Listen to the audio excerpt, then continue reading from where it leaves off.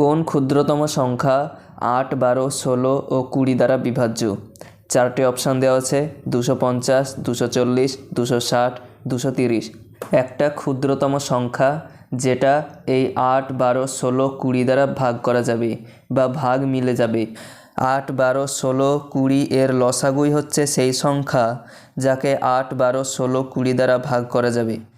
8, 12, 16, 20 এর লসাগু হবে 240।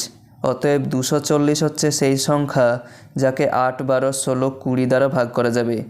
অ্যান্সার হবে 240। কোন ক্ষুদ্রতম সংখ্যাকে 6, 7, 8, 9 ও 12 দ্বারা ভাগ করলে প্রতি ক্ষেত্রে 2 ভাগশেষ থাকবে? চারটি অপশান দেওয়া আছে 506, 500, 503, 520। এবার এখানে 6, 7, 8, 9 ও 12 দ্বারা ভাগ করতে হবে এমন সংখ্যা যার ভাগশেষ 2 থাকবে। এখানে আমাদের ভাগ মিলে গেলে চলবে না, ভাগশেষ 2 রাখতে হবে। প্রথমে আমরা 6, 7, 8, 9 ও 12 দিয়ে ভাগ যাবে সেই সংখ্যাটা বের করব। 6, 7, 8, 9 ও 12 এদের এলসিএম বা লসাগু হবে 504। এই 504 হচ্ছে সেই সংখ্যা যাকে 6, 7, 8, 9 ও 12 দ্বারা ভাগ করলে মিলে যাবে, কিন্তু আমাদের মিলে গেলে চলবে না, 2 ভাগশেষ রাখতে হবে।